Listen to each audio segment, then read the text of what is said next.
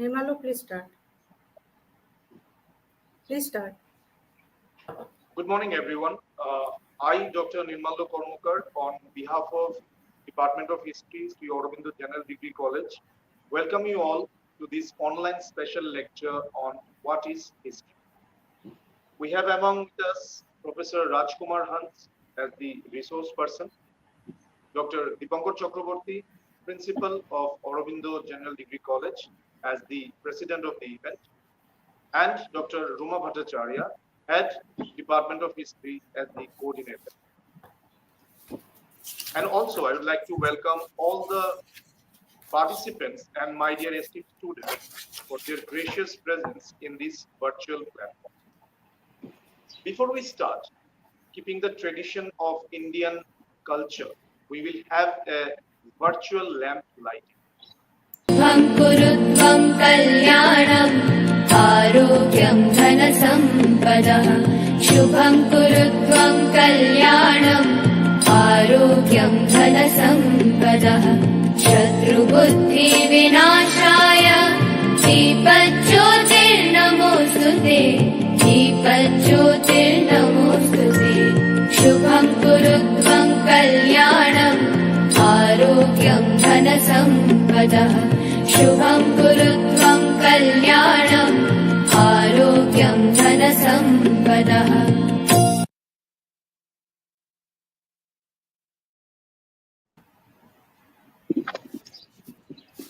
Now I would like to invite Dr. Ruma Bhattacharya, Head Department of History, for an introductory speech. Please, ma'am. Hello, everyone. Distinguished guests, esteemed participants, dear students, ladies and gentlemen, on behalf of Department of History, Sri Aurobindo General Degree College, I welcome you all in this special lecture on what is history. As we all know that the purpose of this webinar is to focus on this topic which I have told right now, what is history. I would like to say a few things about my observation, understanding about history. History means inquiry, research, exploration, and information. It is a link between past, present, and future. So it is not only the conserving and understanding of what has happened, but also the completion of what has been going on at present. It is the record of those events which indicate the growth of man's mind and intelligence and how he used them to discover better ways of living and to build up orderly societies, which we call civilization and culture. We have among us an eminent historian, a social scientist, Professor Rajkumar Hans, former professor of MS University of Baroda, and here I would like to spend few time letting you know about his bio in short. Professor Rajkumar Hans did his masters in history from Guru Nanak Dev University, Amritsar, availing an offer of UGC research fellowship while doing MPhil at Amritsar. He moved to the Maharaja Sayajirao University of Baroda in 1978. Beginning his research in the economic history of British Gujarat, Professor Hans gradually shifted his focus to the comparative study of social and cultural history of Gujarat and Punjab. He was also active in the women's movement from the early 1980s. During his academic career of teaching and research, Professor Hans has traveled to various places within India and abroad. He has visited several universities abroad in France, Germany, Denmark, the UK, Canada, and the US. From a 2-month fellowship in Paris in 1990, he journeyed to Shimla as a fellow at the Indian Institute of Advanced Studies from 2009 to 2011. For the last 17 years, he has been focusing his research on the marginalization of Dalits of Punjab, especially in the Sikh tradition. He has carried out research in the field of the history of literary creativity of Punjabi Dalits and has highlighted some unknown and lesser known facts. Two of his monographs, History of Punjabi Dalit Literature and History of Dalits in the Sikh Religion, are under preparation for the press, while several of his articles and papers have been published in national and international journals and volumes, including Cambridge University Press, Duke University Press, Orient Black Swan, and Rothlo.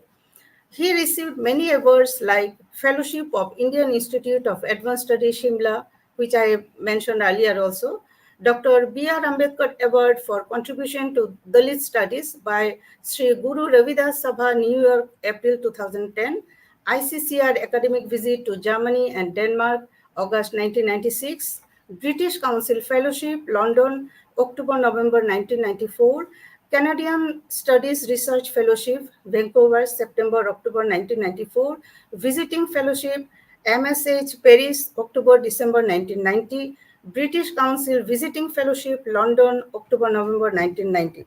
After spending 37 years in Gujarat and retiring as a professor of history from the MS University of Baroda, Professor Hans has settled in Amritsar, from where he has been continuing his research on subalterns of Punjab, Sikhism, and intellectual history. I hope you all will enjoy his lecture on what is history. With this word, I would like to conclude my introductory speech. Thank you all. Have a good day.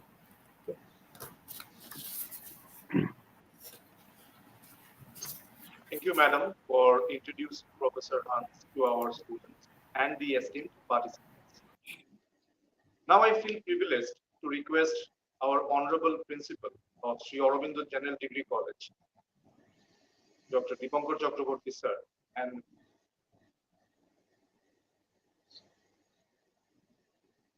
Good morning to you all.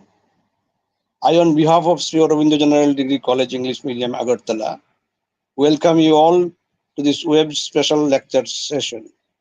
I especially welcome the eminent scholar and a scholar of international repute, Professor Rajkumar Hans, for accepting our invitation to deliver his grand speech today. I thankfully acknowledge the endeavor of the Department of History of our college, the HOD and coordinator of this session, Dr. Ruma Bhattacharya, the joint coordinator and assistant professor, Dr. Nirmal Kormakar, and all other who this way, anyway helped in nurturing this idea. I thankfully welcome all the teachers, scholars, and students who have registered for participation. To the participants, I have a humble request. Please profitably utilize this platform.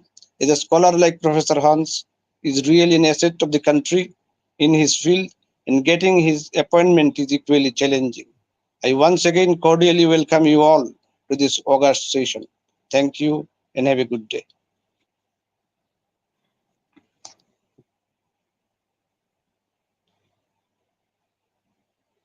Over to Dr. Kormakar once again. thank you, sir, for the welcome speech. Now, ladies and gentlemen, it is time to listen to our chief guest and the resource person, Professor Rajkumar Hans, sir. I am certain that his words will help us to better understand what history is. May I request Professor Rajkumar Hans to please deliver his special lecture on what is history. Please, sir, the platform is yours. Thank you. Thank you very much, uh, Principal Dr. Chakraborty, Dr.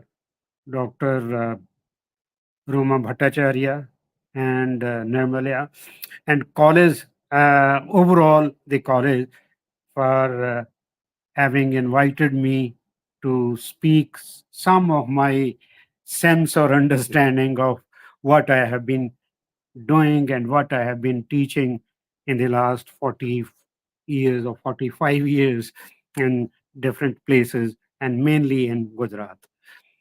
Uh, may I all wish a good afternoon, because you are all placed in the northeast while I am speaking from the northwest, and there is a time gap uh, nearly for an hour or so on, when in your neighborhood in Bangladesh it is already must be past, you see, uh, 12, 30 years so on.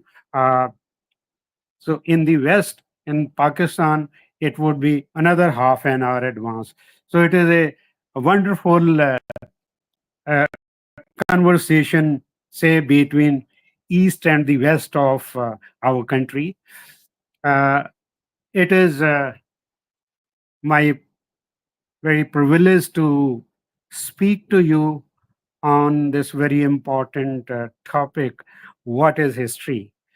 Let me begin with our present.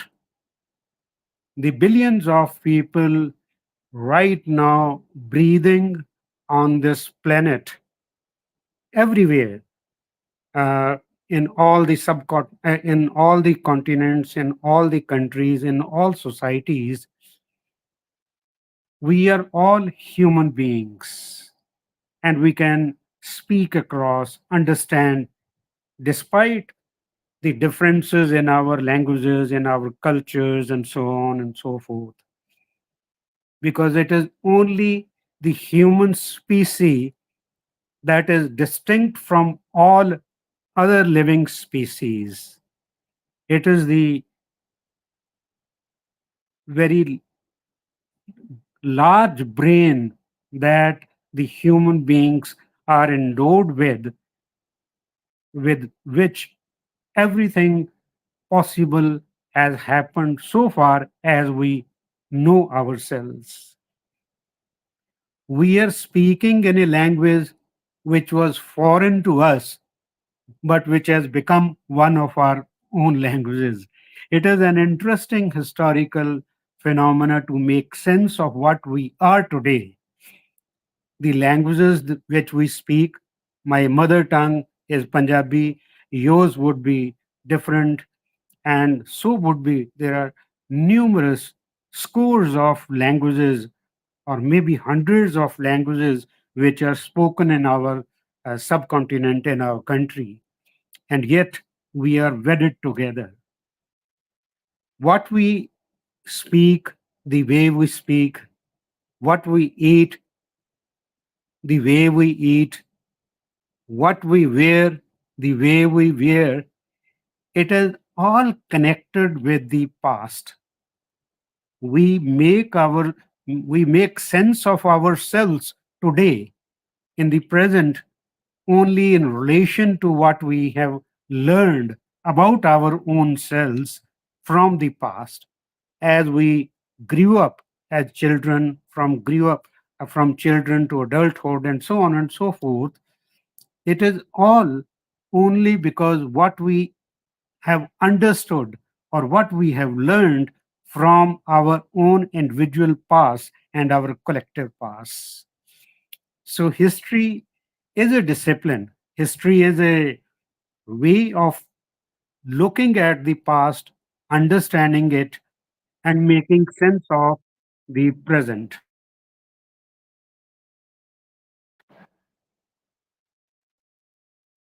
To make a minor kind of suggestion that as billions of people spread all over the globe, they are different in colors, they are different in languages, they are different in their cultures, and yet they belong to the one gene, or we can say it is only the modern human beings. They they moved from East Africa from 65 to 70,000 years ago. There were other human species earlier before, but the modern humans, Homo sapiens, what we are calling, they are 65 to 70,000 years. But in between, there, it is a long period of existence for us to speak about. But what we know about its long past, for you see, lakhs of years humans have been breathing and existing in on the planet. But I am talking of only the modern human beings, uh, which are called Homo sapiens, uh, which go back only to 70,000 years life. And we know only about few thousand years of that 70,000 years past. And that is what is called historical past. Otherwise, there are prehistorical reality of our existence, and prior to that, we are unaware of so many things and so on. So it's an interesting facet that while human beings have lived on this earth for millions of years, if not millions, lakhs of years, and yet we know a fragment of that existence. And that fragment of existence, which we are aware of, which we know today, is called history. No other species is endowed with that faculty, what is called the enlarged mind, to make sense of their past, because they do not know how to write, they don't have the scripts, they have very very uh, limited kind of communications through their um, kind of sounds and so on. But it is only us, the human beings, who have marveled in our progress, in our ways of living and making, you see, unlimited kind of growth and so on. So when I'm saying that we only know about what is the historical past, it is not more than 4,000 or 5,000. The earliest civilizations on this earth are not older than 4,500 or so on, or maybe at the most 5,000 years. But most of those ancient civilizations, including our own, which was earlier called Indus Valley civilization, but now rightly known as Harappan civilization, we do not know exactly the historical details, but we have reconstructed about that past, which was known as the civilization, uh, only on the basis of archaeological evidence, which has come to us in the last 100 years or 150 years. And that is true of all the other civilizations. They were buried under the debris of earth and so on, but they were excavated and so on. But it's a very limited period of our human existence that we know about the somewhat details, not all the details. The entire past is never untrackable. It is only part of that past trackable, which has left some kind of traces or evidence behind. And the languages which we speak, they are not that old languages that we cannot make sense of. All the Indian languages that we are aware of, whether it is Bangla or it is Marathi or it is Telugu or it is Tamil or it is Kashmiri or it is Punjabi or Gujarati, whatever the languages, they have evolved only in the last 1,000 years. So prior to that, obviously communications were there, but we hardly know about the Harappan language, even the some kind of writings, or what is called, you see, script, that is available in the form of seals and so on, that has not been deciphered. So we are far removed from even, say, 4,000 years than the earlier past. So the first point which I want to make, especially to the students, is to keep in mind that is it is only the study of the past. History is nothing but a study of the past. The time dimension, time has three dimensions, and we live in the present, and we are talking about the past on the basis of whatever we learn from the past as left behind by its tracks and traces and evidence and sources and so on. So it is a very limited part of the past that we know in history. We cannot uh, record, or even in the present day hi-fi present day digitalized world, nothing can be recorded entirely about our human existence. And whatever would survive in future, it would only be on the basis of those sources or those evidence that the future historians would talk about us who are living in the present. So, history in that sense is a very limited exercise about knowing about the past.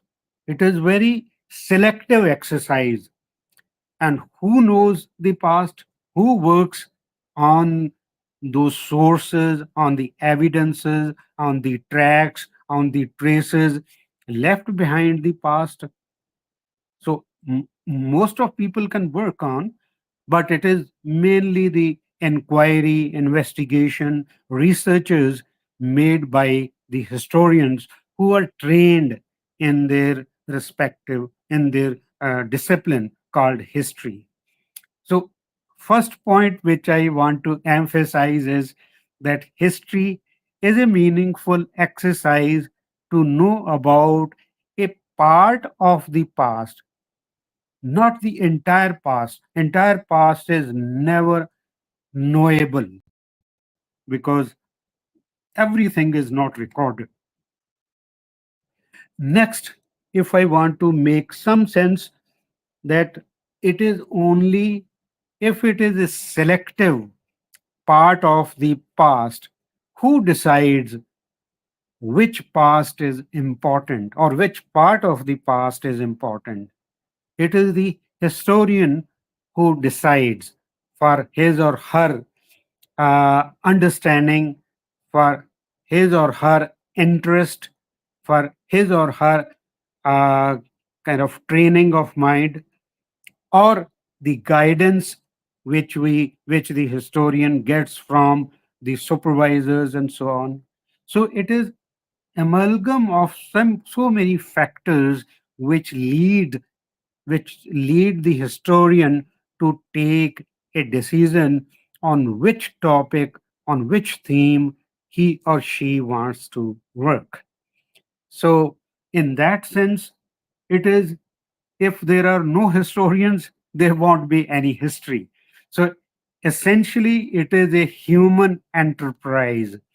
Other species do not have that privilege.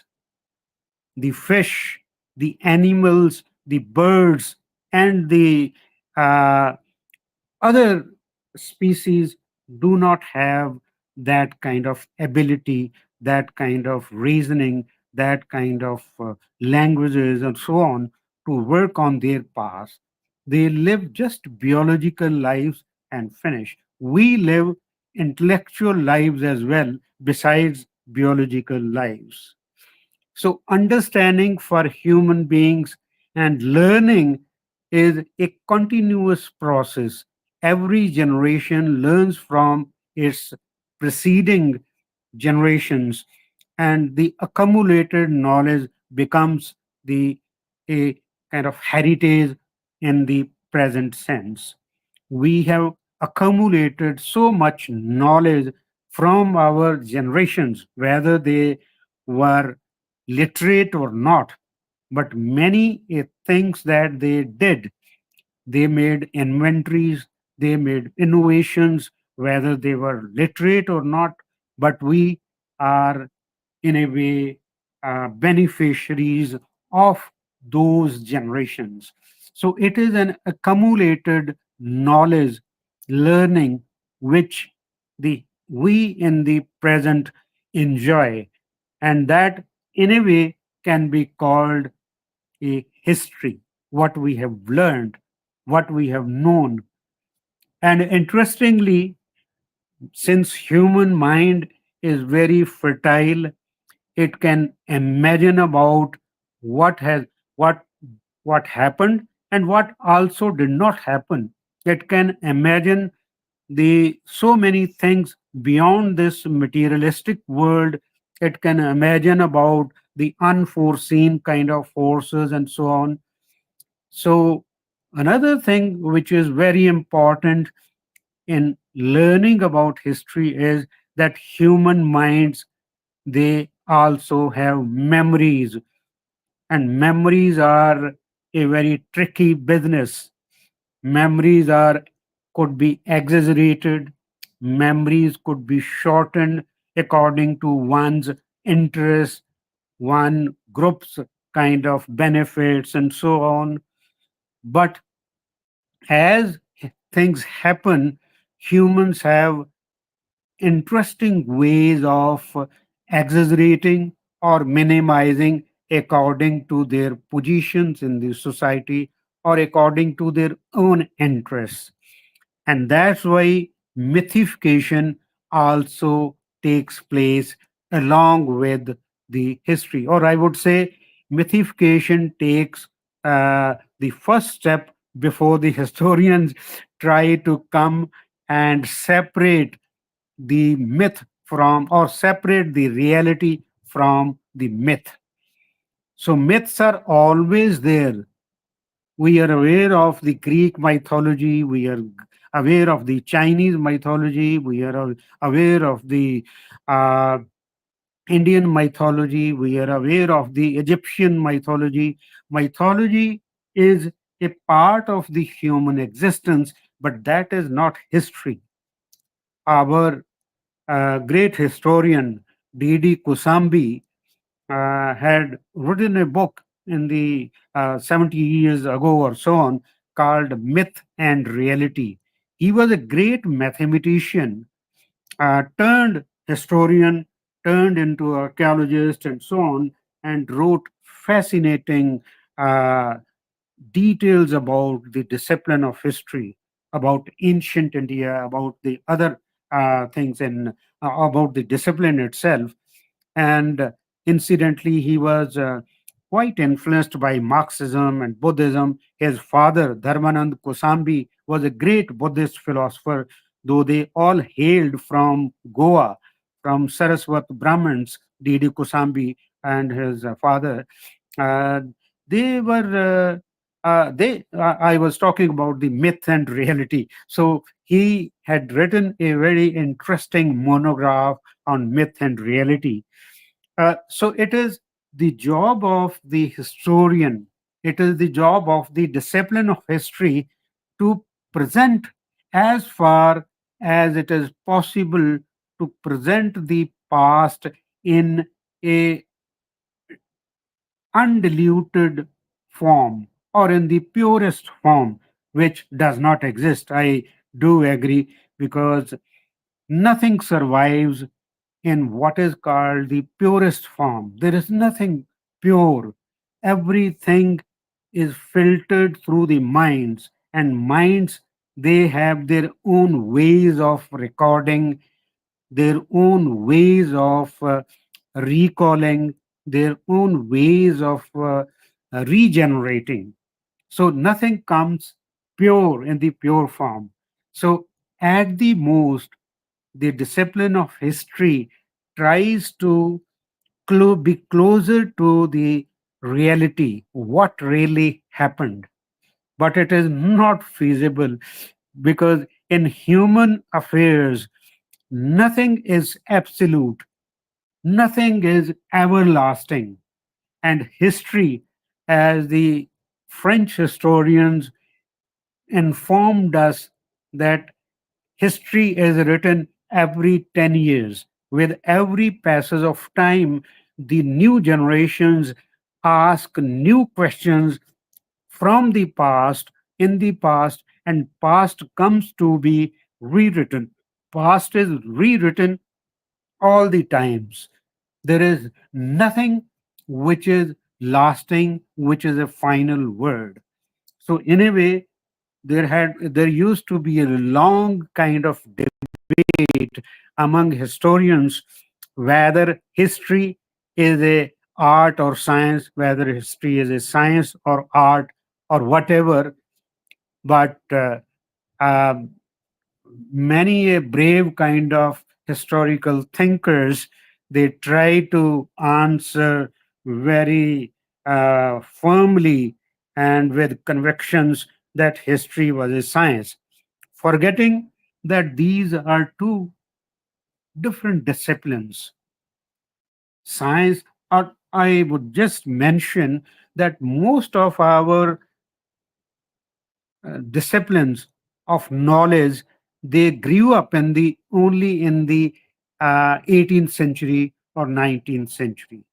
There was no anthropology in the 18th century. Political science became a political science. It became a science only because under the heavy influence of science and technology in the 19th century. It was a discipline that emerged in the 19th century. History was much older discipline, as and most of the earlier universities, history and literature used to be taught together. There was not a much difference was considered between history and literature. As I'm saying, most of the disciplines or disciplines of inquiry or disciplines of knowledge, they came into being in that long process of 18th century. So what is called, you see, enlightenment. And interestingly, while I'm talking about it, I must say that much before the Enlightenment, European Enlightenment, the Oriental world, the non European world, were far advanced in knowledge, even in the historical knowledge. Unfortunately, in our country, history was not given much regard or much respect. But in the Islamic world, it was a very much advanced kind of discipline. Ibn Khaldun, for instance, who was a Moroccan, who was an Arabian scholar, he was a great scholar of history, philosopher, and so on. He had given a wonderful picture or theory of uh, the history much before the Enlightenment schools of or Europeans. Why we are talking about the Europeans in general? Because Europe came to master the entire world in the starting with the late 15th century, but mainly in the 16th century, 17th, and more so in the 18th century. The entire world came to be, in a way, colonized by the European imperial power. And they were much in advance in several senses, also because of industrial revolution, but in also terms of knowledge, because what I was calling enlightenment had taken place in the 18th century. All the philosophers, whether they were Germans or French or English or others, they had added to a new knowledge. That's why it came to be known as enlightenment. But I have questioned that while working on our traditions, that our enlightenment was far more advanced uh, and far older than the European Renaissance. It is called, there was a Renaissance in the 15th century, 16th century, what the European had called a Renaissance, and Renaissance had led to the Enlightenment in the 18th century. But our Renaissance was much earlier. If we look at our thinkers, whether they whichever caste, community, class they came from, they added to the knowledge. Buddhist tradition was the most rationalist tradition in the world, and the entire world had taken the knowledge, this rational knowledge from India, whether it was the uh, uh, mm, uh, Yunani or Toranis or Iranis or whatever they had taken, or even the Chinese had sent their students to the universities called Takshashila, which was located in Punjab. That was the first university in the entire world. Anyhow, I should not digress too much in that kind of discourse. I was talking about history and mythology as human beings, as due to our large brains and capacities with to think beyond the reality, we tend to also imagine things which are not seeable or which are unseeable, which are not. So that's why mythification is important factor in the understanding of the past, and it is the job of the historian to uh, separate the chaff from the grain from the chaff. So that is another thing. So it is a few things which I had already highlighted. It is the knowledge about the past, investigations into the past, analysis of that past, and interpretation of that past, which is called history. History is a scientific, if we don't want to use the word scientific, it is a discipline of knowledge which is very rigorous, and which is a very difficult discipline. It is as difficult as science could be, or science is, or as tenuous as any discipline could be. So who writes about it?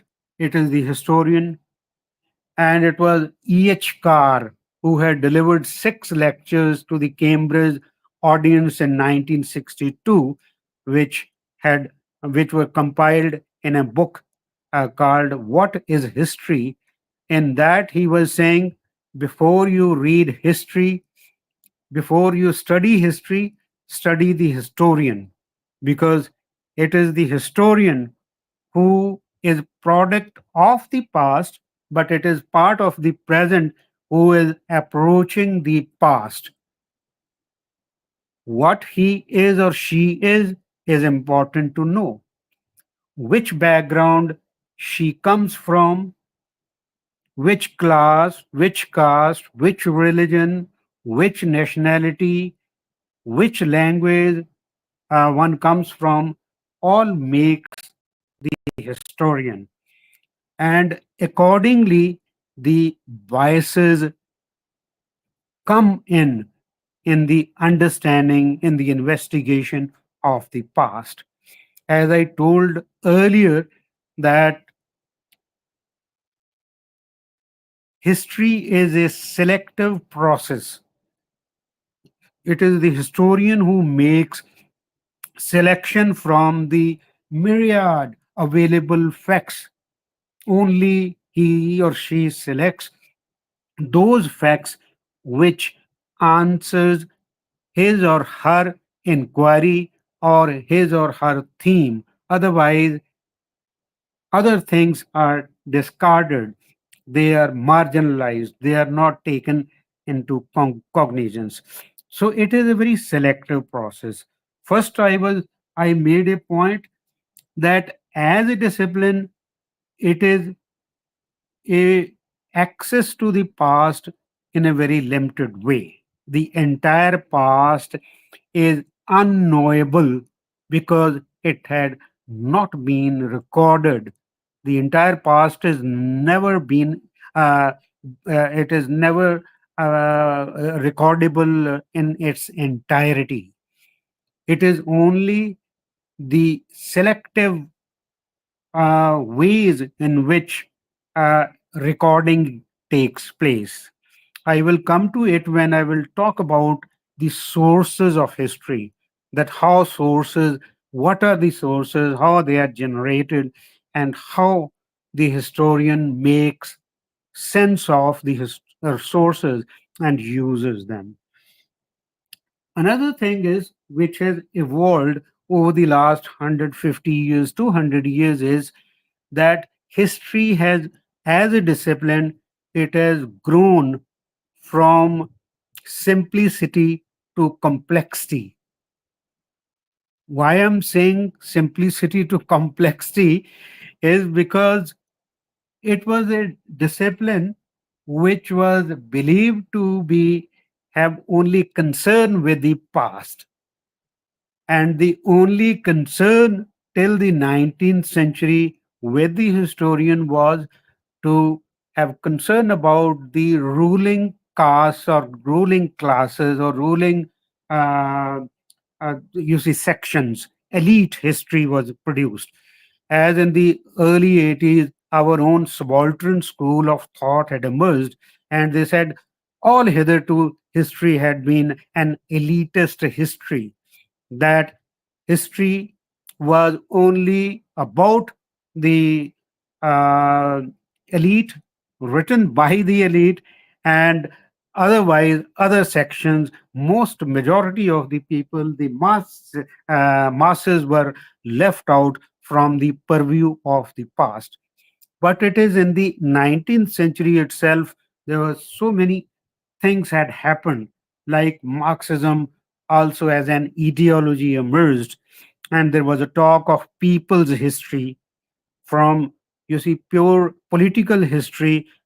History moved towards economic history, moved towards social history.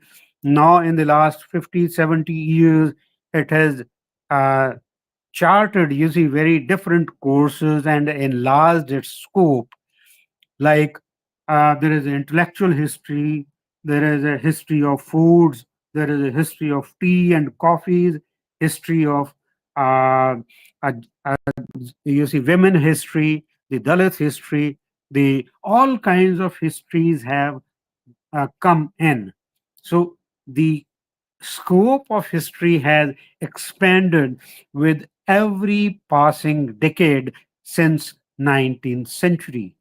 So it is also, in a way, it has become a kind of interdisciplinary. History is not only judged from the uh, parameters of the discipline of history, but the historians also take help and learn from other disciplines, whether it is economics or it is philosophy or it is literature or it is sociology or it is anthropology, political science, whatever, or even science. It has become multidisciplinary or interdisciplinary. So no discipline has remained in isolation.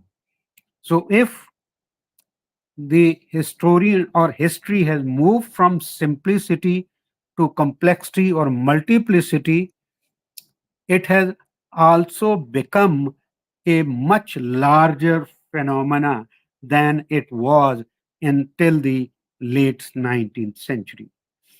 So there are multiple histories that have come in. I will,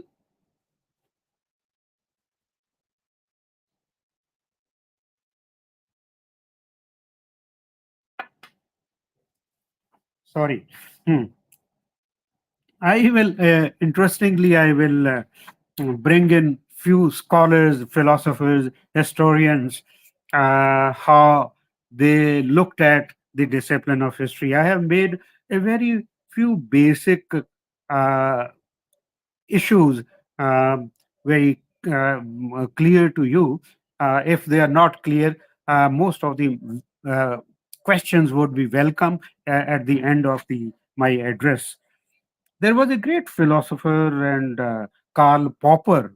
Uh, he said, there can be no history of the past. as it actually did happen. He wonderfully said that there can be no history of the past as it actually did happen. Actually, did it happen? No one can have access to it. There can only be historical interpretations. Facts are there we can gather from the past, but they facts do not speak themselves. It is the historians who make them speak, and it is the interpretation of those facts that is important, and that's what is Karl Popper is pointing out. There can only be historical interpretations and none of them final. As I earlier said, no interpretation in in history is final. It is subject to questioning. It is subject to change. Nothing is final in history. And he continued, and every generation has to frame its own. As I earlier said, that every generation it pose, poses new questions to the past and seeks new answers. And Karl Popper has interestingly defined what is the discipline of history. There is Alan Munslow who said the study of the past has never been static. It has always been evolving. Almost what Karl Popper is saying, Munslow is saying.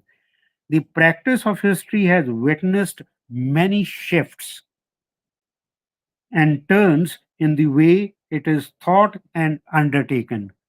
And I have already talked about many shifts and turns from pure political and administrative history till the 19th century to the social, cultural, to the intellectual, to the gender, to the class interests, and so on and so forth.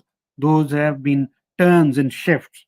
But there have also been different approaches which have come in the help of developing the discipline of history.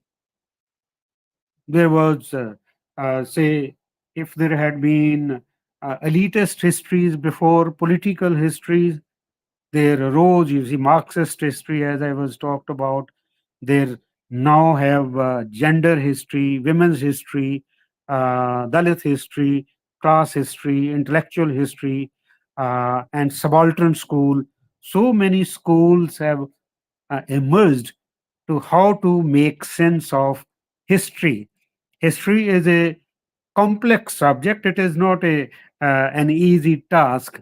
It is a difficult enterprise, and it must be accordingly done justice with.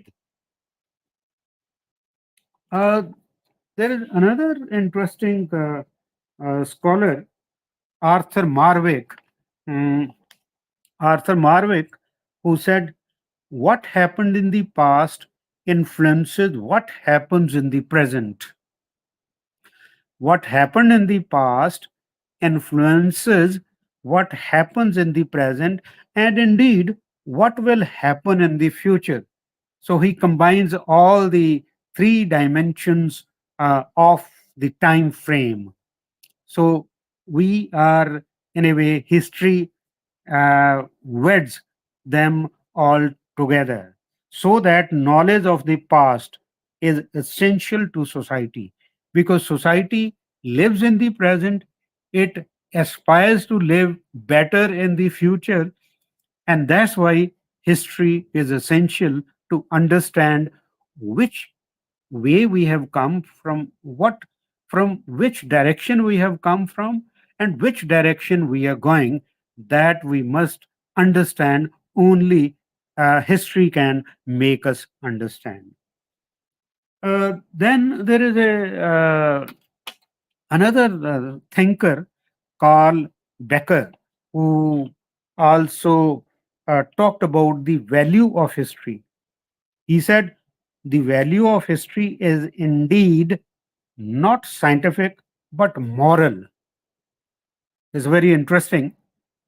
It is the value of history is not scientific but moral. By liberalizing the mind, by deepening the sympathies, by fortifying the will, it enables us to control not society but ourselves.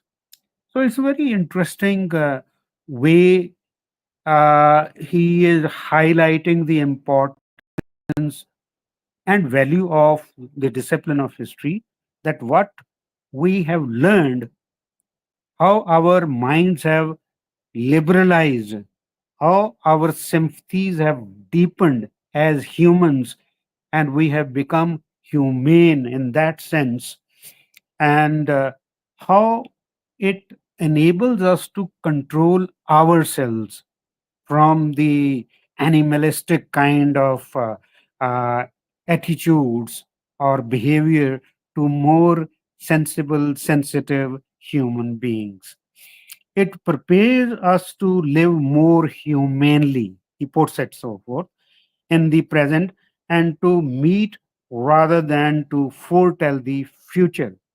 Because it's not our job to foretell the future, what will happen, but to prepare ourselves to meet the future as it comes, as it evolves.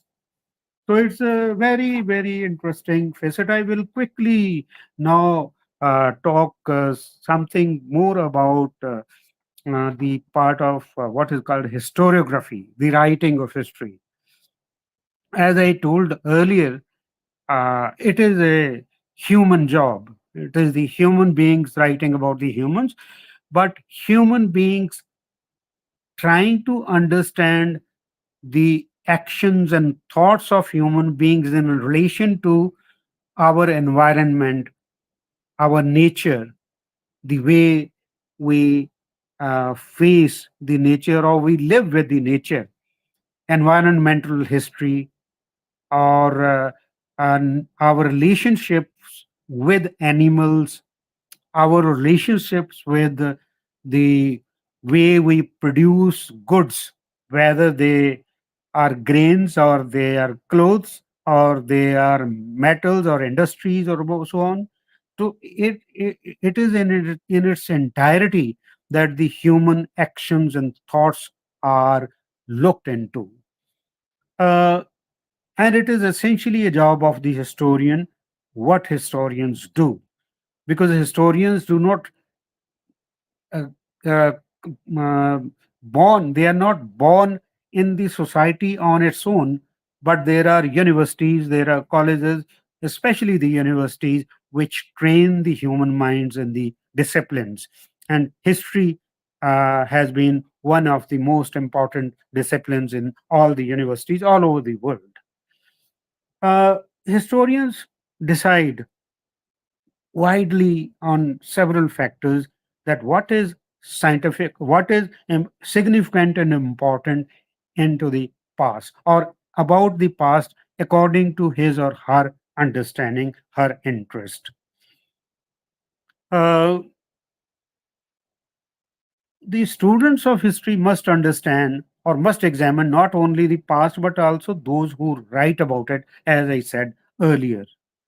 The historian investigates the facts and selects relevant. Now, facts are available in sources, and generally, sources are what are called primary sources and secondary sources. Secondary sources are all what we know and read about the past in newspapers and magazines and journals and books and periodicals, and what we also listen from others who were part of that past. That is, all the secondary sources become a, in a way, first step to know the actually what really happened, and that is to deal with the primary sources. And primary sources are so of many varieties, and prime most importance is given to the written sources. Written, they are manuscripts, they are handwritten, and they are done in different languages, so on and so forth. I will not go into the details, but there are also unwritten sources or material remains, whether these are buildings or they are paintings or they are music cassettes or they are utensils or they are clothes or they are weapons or whatever the varieties of these artifacts are. And then there are archaeological sources which the archaeologists dig up, investigate, and then bring it to life. And then there are uh, folk traditions, folk songs, the memories of people lived in, as people live in. They have conventions, they have their rules, they celebrate their festivals, they um, they have their all kinds of worships and so on and belief systems. That is also part of the sources. So it's a wide variety of sources which the historians use and then write a history, which is nothing but an interpretation of the facts they have gathered from these diverse sources, and they have interpreted in their own way depending on their ideological position, their material conditioning position, and so on, so forth. So it is not anything that is sacrosanct in history. History is not a religion. It is not a religious book. That in religion there are strong kind of dogmas are there. You cannot change a kind of even uh, uh, commas and full stops and so on. Once the script is ready, that is all for all times to be truth. There is nothing truth. There is no absolute truth in history. Every truth is relevant to its times and its to future times. So there is nothing that is sacrosanct about anything. Biases are bound to occur in the human affairs. And as human beings, historians, as human beings, some of the biases get in, though, despite the fact that historians try to be what is called objective. Objective is when you don't bring in your subjectivity to play a role in. If you are a religious person, keep it aside. Don't bring in your religious beliefs to explain what really happened in the past. And similarly, if you have other biases, you keep aside. Otherwise, history is not, history cannot be written without this essential human condition.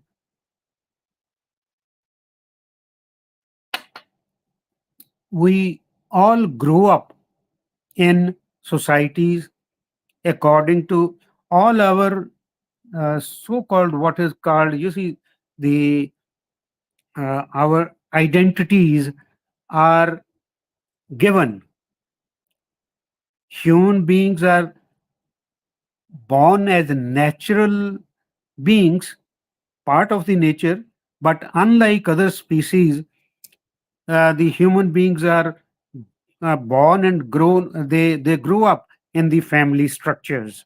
So families give them their names, they confer their identities, their own identities, whether it is of caste, class, religion, language, nationality, whatever. The children grow up with the received kind of identities, and it is very few individuals who transcend these imposed identities when they grow up conscious of what has happened in the to them and to the general societies.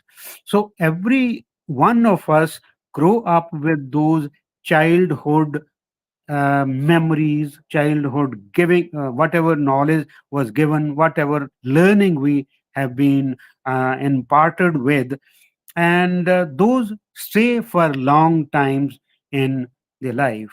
But as the as the working historians, as a grown up, as a mature human beings, they try their level best not to be caught up or trapped in their earlier fittings or earlier traps.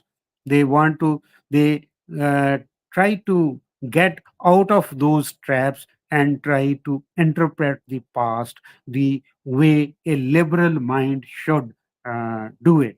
But there are all kinds of histories which are biased, which are prejudicial, which are communal, which are fascistic.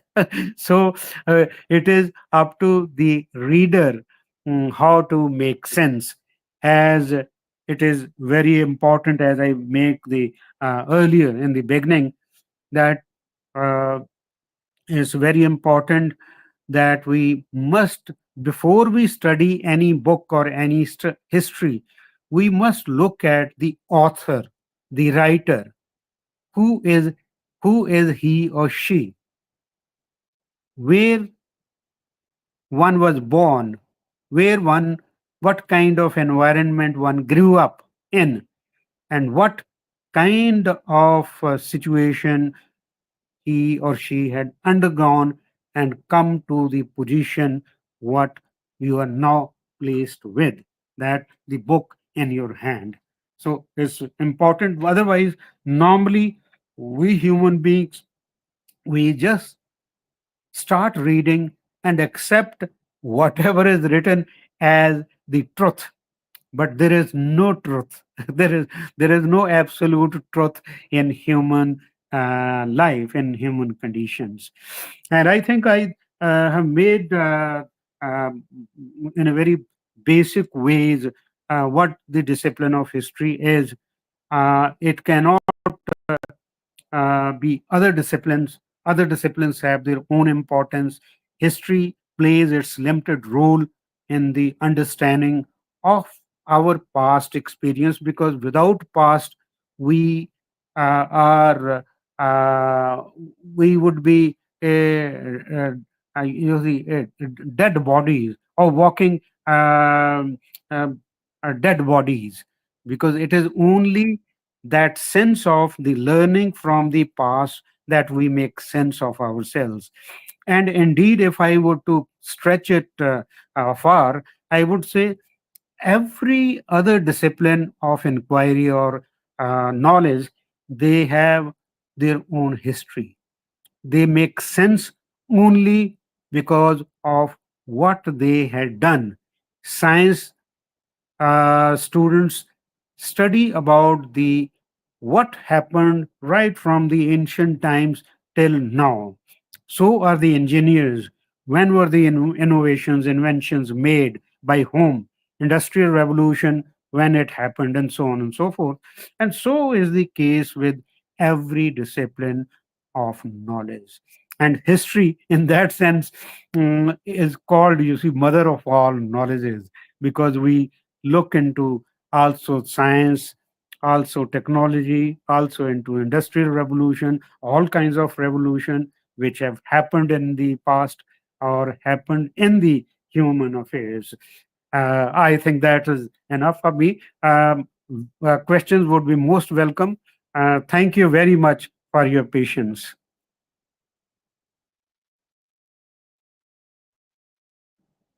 Thank you, Professor Hans, for sharing your knowledge with us. Thank you for giving your valuable insights on the topic, what is history. I'm sure it will help our students in developing new insights on such an interesting topic. It's a great privilege to hear such an enlightened lecture, Professor Hans. So with that, we will go ahead and take some time for questions. And I would request our HOD Madam, Dr. Ruma Bhattacharya, to please join with me. Madam.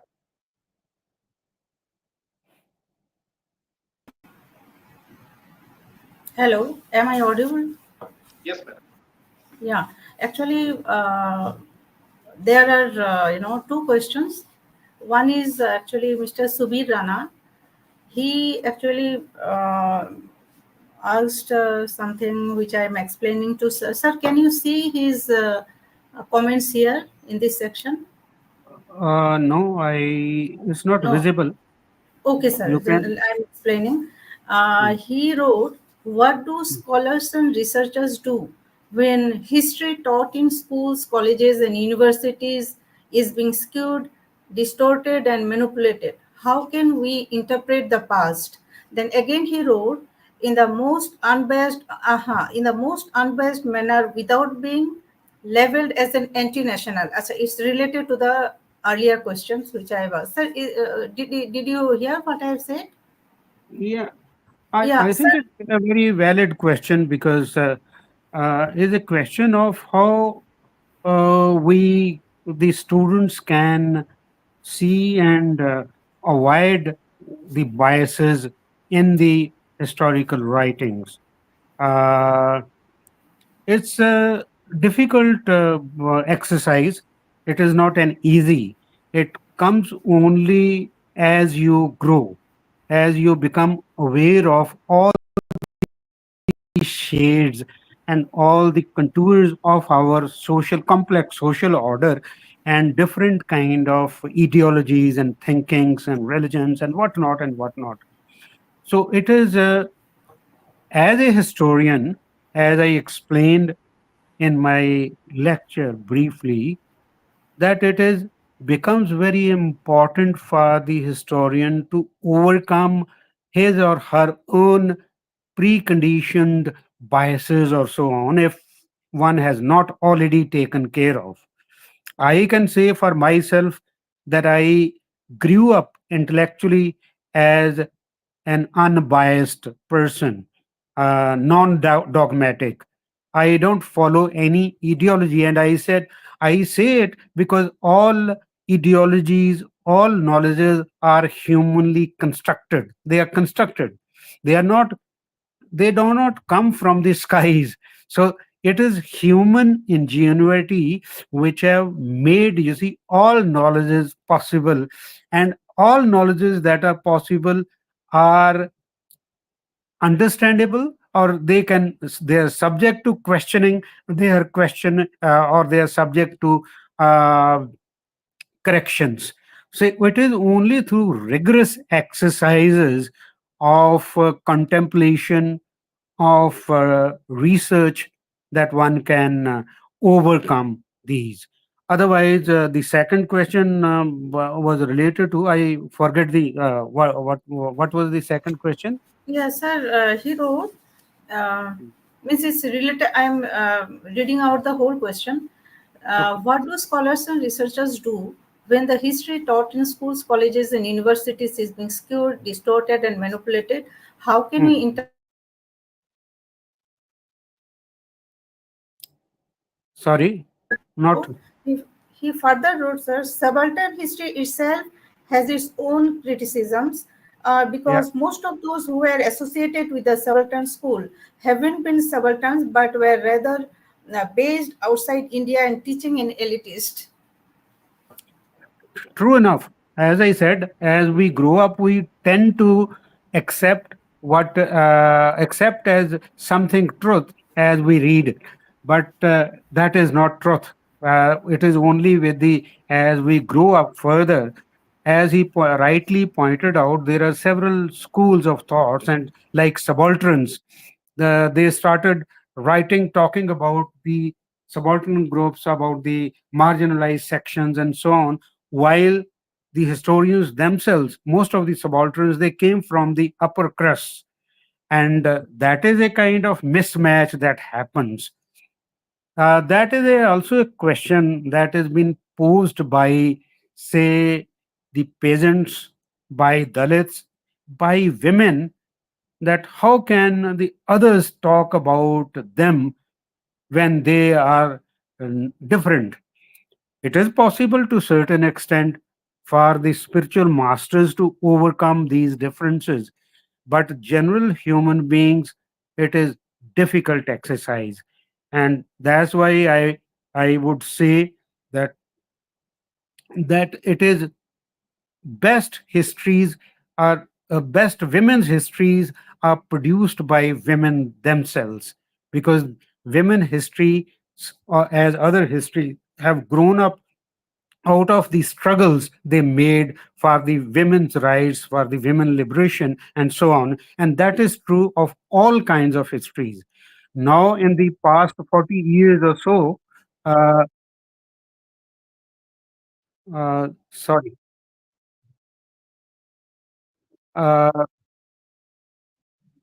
sorry, I don't know. Oh, Hello. there is some call which I cannot handle it. Uh, anyhow, uh, sorry. Hello. Hello, sir. Can you hear Sorry me? for the sorry for the disruption. There was a call and I could not Okay, okay. put it off. Okay. Okay, okay. So No I'm problem. saying it is as made a general statement, no ideology, no historical thought is, is in its entirety acceptable. Everything is subject to criticism, and criticism must be there, because if not, if we do not do it today, tomorrow others would do it. So that is the crux of the problem. And I'm saying, I'm speaking on behalf of the discipline of history as a historian and student of history. That is true of almost all the disciplines. Actually, there was for a long time there was a belief in the what is called natural sciences, hardcore sciences. There were laws of science, scientific laws, and so on. But Einstein questioned that, and he talked of the theory of relativity. So everything is relative to one another. Nothing is final. Nothing is absolute in human affairs. Not even science and technology. Nothing. Okay. Any other question? Yes, sir. One more question is there. Dr. Nirmalo Karmakar, our anchor, Yeah. he asked, what are the major challenges in the study of history? What are the major challenges? Major challenges on the study of Dalit. History, history. Well, okay, okay. Since I've been engaged in this field, uh, it's a question of one of recording, as I was earlier saying, that the history does not leave much about the marginalized sections, about the majority of people, including the women. So one has to uh, use a very different kind of uh, s- devices to unearth. Since as a student of history, I looked into the history of Punjabi Dalit literature. So I was able to find out, dig up a number of uh, wonderful scholars, wonderful writers or poets, mm, intellectual poets who have been marginalized, who have been ignored. They had been erased from the pages of the history of Punjabi literatures and history in general. So it is depending on your ways of inquiries. If there have been you see uh, uh, uh, uh, things written left in writing, it is you one has to make go to the archives, go to the families, go to the different kind of repositories. That is one thing. But then another thing, the last quarter of last half a century or century, there have been autobiographies of the Dalit writers, and they tell a lot about their past. Some of them I have mentioned in my works, that some of them have mentioned their past for 300 years or so on, which they had listened from their grandfathers and grandmothers and so on, and actual histories. So uh, it is actually to look into, um, in a way, that what got facilitated in this is the arrival of the print age in India, that happened in the 19th century in different languages and so on. So print age started the publication of not only of books but of magazines, periodicals, and so on. One has to look into those old magazines and periodicals. Like in Punjab, there was an Aad Dharam movement in 1926 that began in 1926. They started two journals. One was Aad Danka that began in 1926. They wrote numerous poems and articles and so on. And so there were, since 1930, there had been a regular kind of production of usually small little magazines to bigger long lasting magazines and so on. So it is through these sources one can make sense of the history of the marginalized sections, history of the disadvantaged, history of the ignored or untouchables. Any other question? No, sir. Actually, it looks like we have covered all the questions. And thank you, sir, for your valuable speech. We really got enlightened. Our students learned a lot. Thank you once again. Now, may I request Dr. Nirmalo Karmakar to please give a formal vote of thanks. First of all, thank you, sir, for your enlightenment. I very much embraced this. Thank you, sir. As we come to the conclusion of this insightful and enriching program, it is my honor to deliver the vote of thanks. First and foremost, I extend my deepest gratitude to the esteemed resource person, Professor Rajkumar sir, for gracing this occasion with his presence and delivering an inspiring lecture. Sir, your valuable insights have significantly contributed to the success of this event and have provided us with much to reflect upon. Your discussions have been incredibly informative and engaging, sir. We are truly honored and humbled by your generosity and wisdom. Thank you very much, sir, for being with us. Thank you. A heartfelt thanks to our esteemed principal and president of this program, Dr. Dipankar Chakraborty, sir, for always supporting and guiding us, and who inspired us to achieve our best and serves as a pillar of strength. Thank you, sir, for your expertise and knowledge and encouragement, which motivates us to deliver the best. Thank you very much. My sincere thanks to Dr. Roma Bhattacharya, Head, Department of History, and who is also the organizing secretary and coordinator of this program, for her tireless efforts and meticulous planning. Your hard work behind the scenes has ensured the smooth execution of this program, madam. You have ensured that everything runs smoothly and efficiently. Your expertise and dedication are greatly appreciated. Thank you very much, ma'am. A special thanks to our participants and attendees for your active engagement and enthusiasm through this virtual platform. Your presence and contributions have enriched the discussions and made this event a collaborative success. In conclusion, thank you all once again for your invaluable contribution and participation. You have made this lecture a memorable and impactful one. Thank you. Over to Ruma, madam.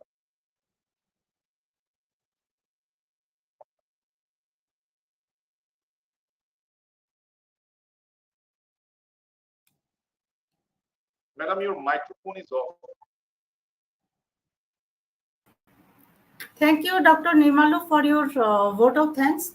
Now there is a special announcement for the participants that I have shared a feedback form.